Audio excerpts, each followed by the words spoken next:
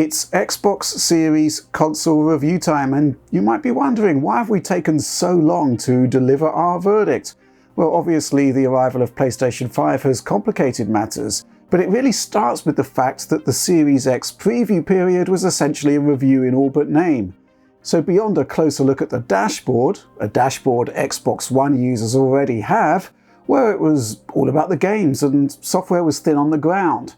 Only now, at launch, are things really starting to come together, and that lack of available software was even more of a problem in reviewing Xbox Series S, which has it all to prove as a next-gen console. Look, I'm going to start by summing up what I think of Series X, which is to say it's a brilliant, simply brilliant piece of hardware design. You're getting a forward-looking silicon design with a huge amount of horsepower on tap, modern CPU and GPU architectures, a fast SSD, and an extraordinary level of industrial design in keeping everything cool and ridiculously quiet. All of the next generation machines are nigh on silent, but the acoustic profile of Series X is barely discernible at all. I like the controller too, but like the UI, it is not revolutionary in the way that Sony's DualSense is, and that's actually part of the plan by Microsoft, I reckon. Both of the platform holders have very different visions for the future of gaming, both valid, both exciting, and I'll be talking about that in a bit. So, Series X, it's superb, and its phenomenal level of backwards compatibility across 3 prior generations of Xbox consoles, 3.5 if you want to include One X, well, it's simply terrific. But the true litmus test isn't just about hardware design though, it's about the games. And well, assessing that is going to be an ongoing project. All of which brings us onto the entry-level next-gen Xbox, the Series S. Now, some might say that this little machine is what you might call the anti-digital FOundry console. Out of the gate, its mission statement is specifically not to deliver the state-of-the-art in its visual presentation. Instead, the pitch is something very different, to enable next-generation gaming without having to shell out $500 to indulge your hobby. Combined with Xbox All Access or as a standalone purchase with the value-rific Xbox Game Pass, it's a machine designed to enable access to the games of today and tomorrow without having to wait a couple of years for the latest and greatest console hardware to drop in price, something that Microsoft says may not happen anyway. I interviewed Xbox's system architect about this. The link is in the video description below, and let's just say it's required reading. But yeah, I'd say that Series S delivers exactly what it sets out to achieve, but it's not the anti-DF machine, far from it. Power alone, as a metric of quality or appreciation, is hardly a balanced outlook. As it is, Series S is beautifully designed, it's irresistible in the flesh, and in a world of economic uncertainty and an increased drive towards sustainability, it's the most affordable and efficient next-generation machine. Now, it certainly has its drawbacks, but at the basic level, it's job done from Microsoft. And well, there's something else really cool about it. It's just, well, how can I say it? Highly attractive piece of kit. That starts with the packaging, which is certainly attractive on the outside and does a nice job of presenting your new machine to you on the inside. A neatly wrapped console-sized parcel in the center there, accessories at the top. The same HDMI 2.1 spec display cable as Series X, and a white version of the newly refined controller. Unpack, plug in, carry out the rather laborious system software update, and you're good to go. And it's at this point that it's clear to see that Series S has the same zip, the same speed as its bigger brother, which is not surprising bearing in mind that both feature Zen 2 CPU clusters and NVMe solid-state storage, rated at 2.4 GB per second of sequential read bandwidth. The quality of life improvements offered by Xbox Series S over its predecessors can't be understated. Pretty much all of the lag in the Xbox One interface is gone, and that's priceless. Especially when it comes to something as simple as button response. Anything less than instant feedback makes you doubt whether your input was effective. It breaks the trust between the user and the machine. The Series consoles are such a huge improvement here. This extends to all areas of the interface really, let alone the loading times. The 1080p dash is effectively identical in terms of look and feel to Series X, and that extends to display options. This may well be a machine better suited to 1080p or 1440p gaming, but you still get 4K 120Hz HDR output options and the same 4K encoding media block as Series X for your game DVR captures. All of which leads us inevitably to the specs comparison and the question of economics. Series S features the same Zen 2 CPU core as Series X, running with a 200 MHz deficit, which Microsoft told us is mostly about product differentiation, but it does feel like a kind of minor cut that need not have been made. So why make it? The GPU is also of the same class as Series X, simply smaller. The premium product's 52 AMD RDNA 2 compute units shrink down to just 20, with clocks reduced too, giving us 4 teraflops of GPU compute up against the 12.15 of the bigger machine. Memory allocation drops from 16GB down to 10, with 8 gigs available to titles, versus 13.5 gigs on Series X. Memory bandwidth is also squeezed significantly, with 560GB per second on X, cut down to 224GB on the S.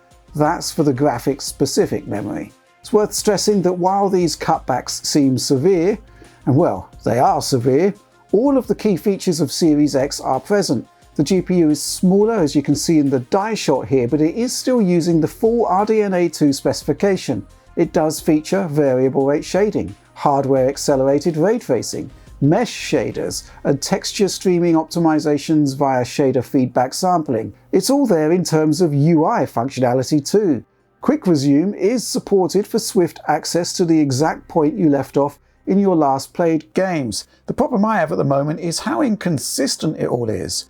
What you're seeing here is a simple cycle through 3 games, Ori and the Will of the Wisps, Forza Horizon 4 and Gears 5. Gears doesn't work, the others do, and Gears isn't the exception here. A ton of titles don't work. Now, Microsoft is racing to get all of those games working, but a feature you can't rely on 100% just isn't good enough. And when it is working, it's not entirely clear what games have been cached and which games haven't. So yes, this is a killer feature, but it still feels like it's in beta. It needs work. Superficially, you won't notice any cutbacks to the Series X experience to begin with, bar the resolution cut when you start your games. But where the compromises and the cutbacks are visible, Series S's value proposition starts to lose some of its sheen, and this starts with the SSD. Advertised as 512GB, but it gives you just 364 of usable space, in a world where the 1TB expansion storage card costs almost as much as the console. This presents a problem in an age where more and more games are breaking the 100GB barrier. Undoubtedly an issue then, but it is worth remembering that 40 to 50 gigs is more the average. But the point is that, well, let's put it this way, it's so easy to hit the 364GB limit, and sooner or later, probably sooner, chances are you're going to be paying for more storage anyway. The second major issue is the all-digital nature of the product, which severely limits where you can buy your games and therefore how much you pay for them.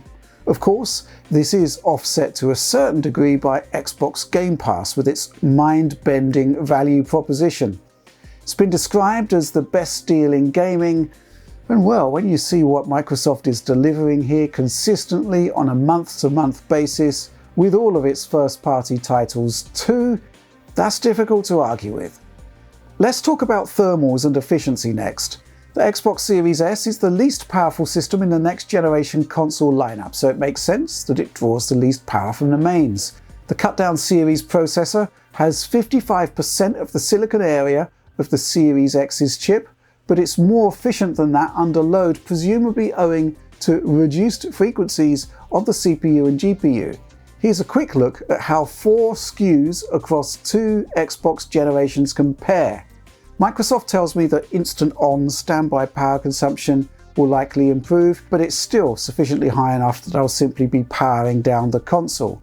Otherwise, non-gaming functions show no real reduction in power gen on gen, and for gaming, power consumption actually goes up. Now, I've chosen Gears 5 for the gaming test, as I have found this title to be far more demanding on power than anything else in the series lineup, and these peak power draw metrics account for the highest system load from the first chapter of the game.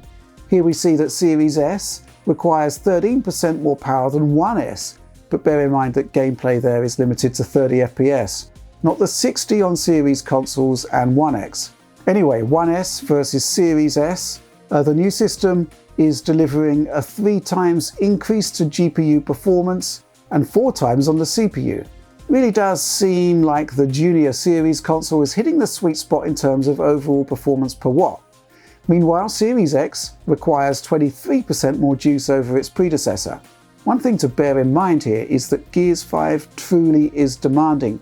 My other Series S titles drew 10 watts less from the mains. The thermal photography of the Series S throws up some interesting results. As usual, testing methodology is to run the console at max power, in this case using Gears 5, and to do so for an hour before breaking out the thermal camera. Likely owing to its much smaller form factor, Xbox Series S is actually the hottest next-generation console in terms of skin temperature and peak heat output.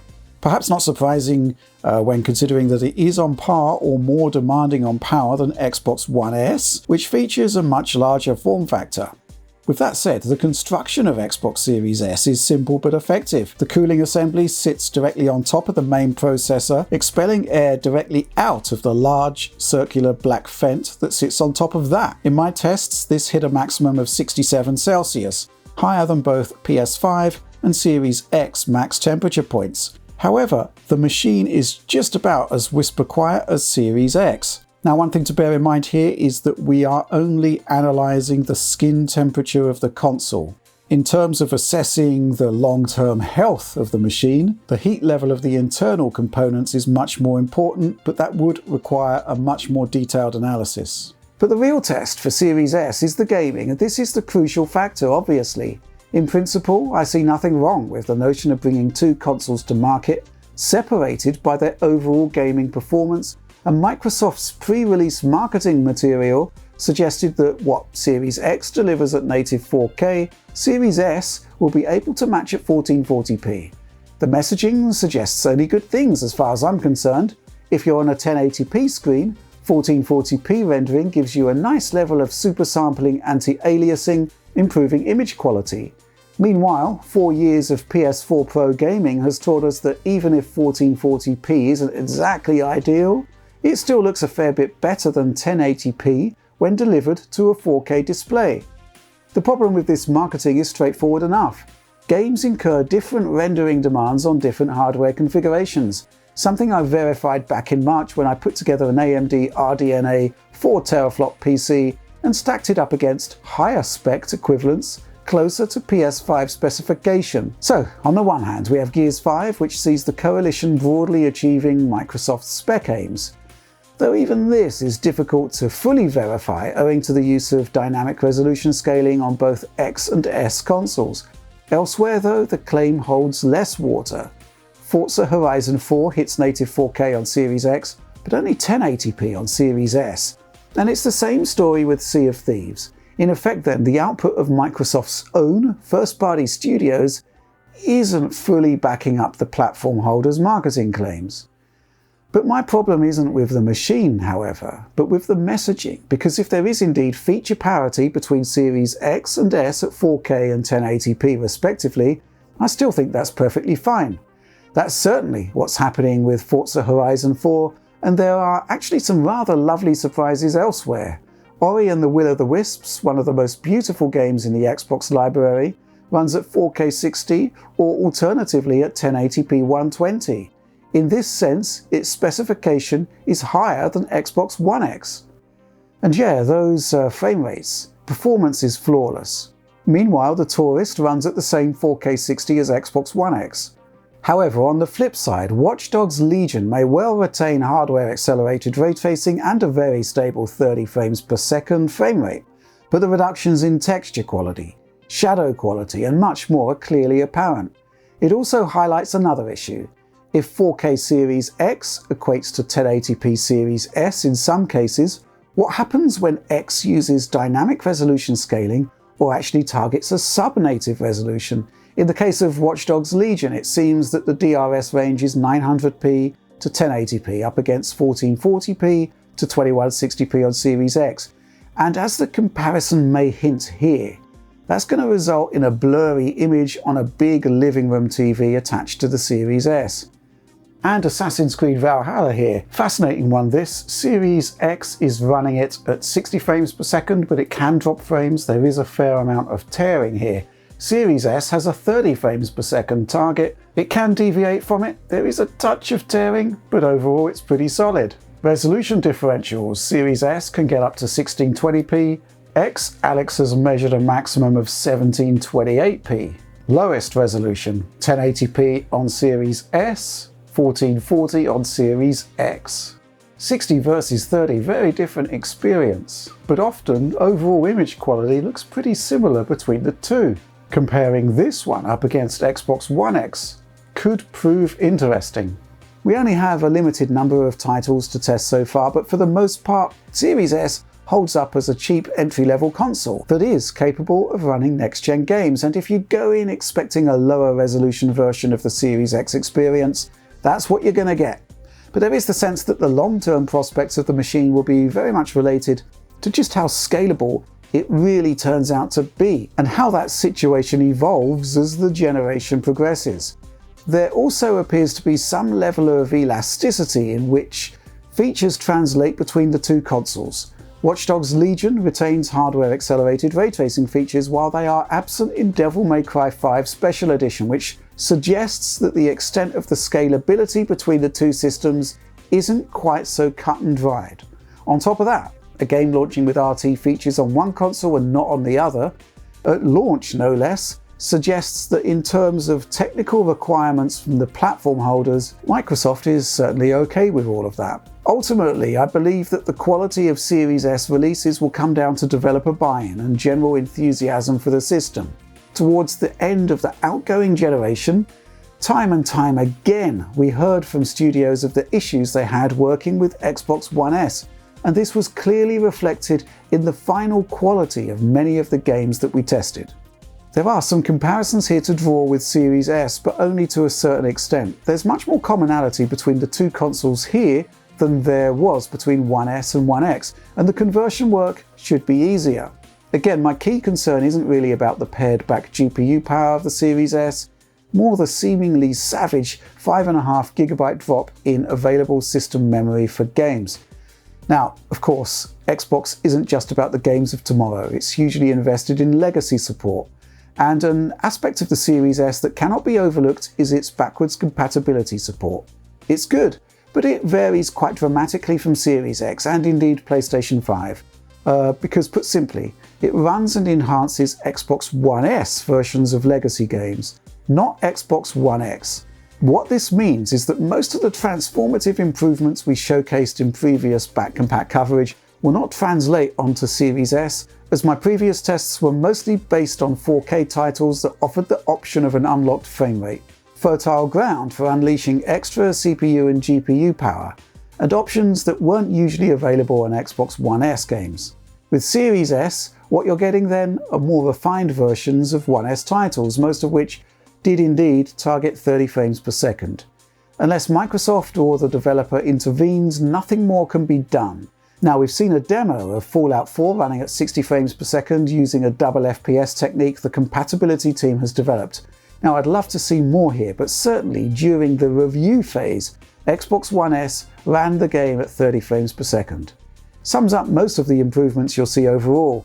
There's the same visual feature set as Xbox One S, the same resolution in fixed resolution games, but with 16 times anisotropic filtering, high-end DRS limits, and a dead-on lock to the developer's original performance target.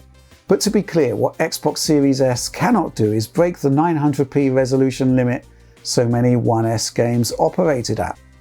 But man, I really hope something can be done here for One S titles, because in the rare instances where One S games do have an unlocked FPS feature, there's such a huge improvement. I mean, here you're seeing Hitman's classic Paris scene at 1080p, actually outperforming Series X at 4K with a better lock at 60 frames per second. Such unlocked FPS features are so rare on One S though. It's almost a tease really. This is showing you what could be done if those 30 FPS caps were removed in other titles. There are some more positives on the compatibility side though.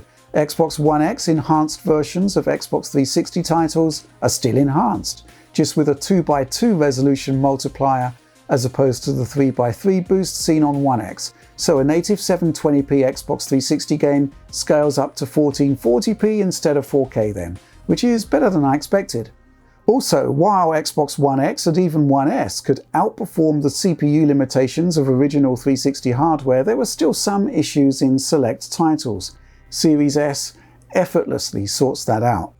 Meanwhile, there are promising signs on the OG Xbox side of things too. Star Wars Republic Commando runs locked at 60 frames per second, for example, effortlessly outperforming Xbox One X, which would drop into the 40s. Really though, for the best way to experience legacy titles, especially from the Xbox One X era, it's the Series X that's the better choice. Meanwhile, PS5 is similarly well equipped for boosting the experience of PS4 and PS4 Pro games. So, in many ways, a contentious product, Xbox Series S is definitely a great idea and perhaps the right console at the right time. If you're not a hardcore gamer and you're looking for a Game Pass machine, simply brilliant. There's enough space out of the box for handling a smaller selection of titles on the SSD, and the lack of an optical drive isn't really an issue. Similarly, if you've purchased PS5 but you're interested in Game Pass or Microsoft's first-party wares, you can buy a Series S knowing that the subs offering is still highly potent and that Microsoft's first-party games will be expertly handled in their transition to the lower-powered S console. And despite so many seemingly brutal cuts to the core specification, well, the bottom line is I had a great time playing games on it. Yes, there are compromises, but I think anyone buying the machine will go in knowing that they won't be getting the absolute state-of-the-art here. But yes, for the more traditional core gamer, perhaps less wedded to the idea of a game's subscription service, Xbox Series S is less compelling.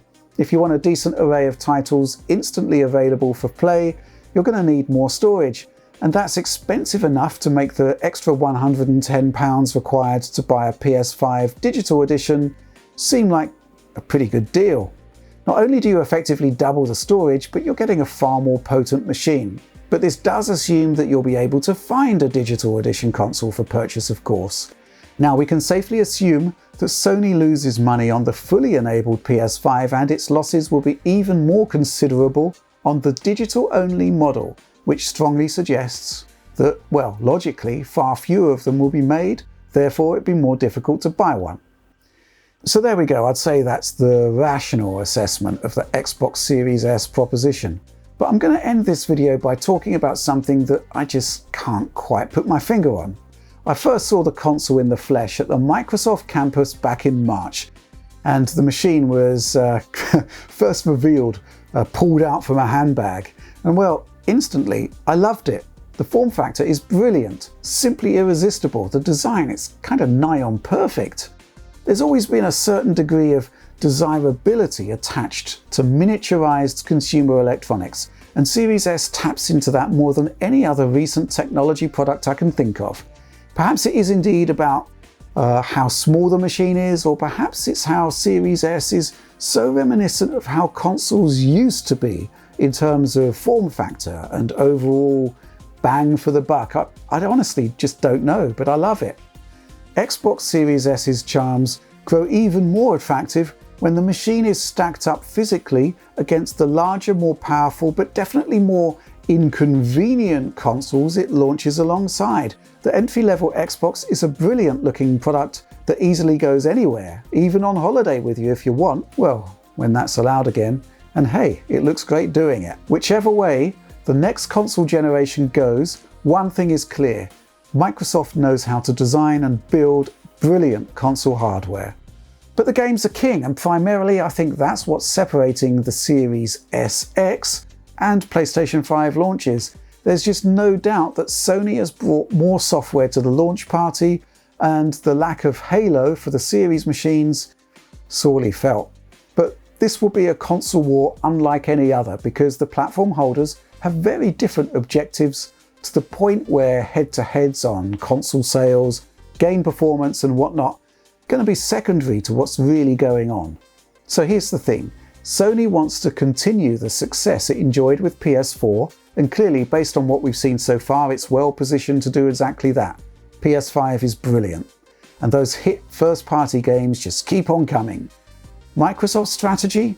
Well, it's growing Xbox to be more than just a console. Xbox can be played on PC, it can be played on smartphones. For Microsoft, it's about players, it's about Game Pass subscribers, and crucially, it's about taking Xbox to markets you can't sell a console in, but where either PCs or smartphones are 10 a penny. That's Microsoft's endgame, but perhaps not something core gamers are going to be kind of interested in. Worth keeping that in mind though. But for now, that's all from me. As usual, liking, subscribing, that's all awesome, as is ringing the bell for instant notifications whenever we post new Digital Foundry content. And please don't forget the DF Patreon, which is there for those that love what we do and want to support the team more directly.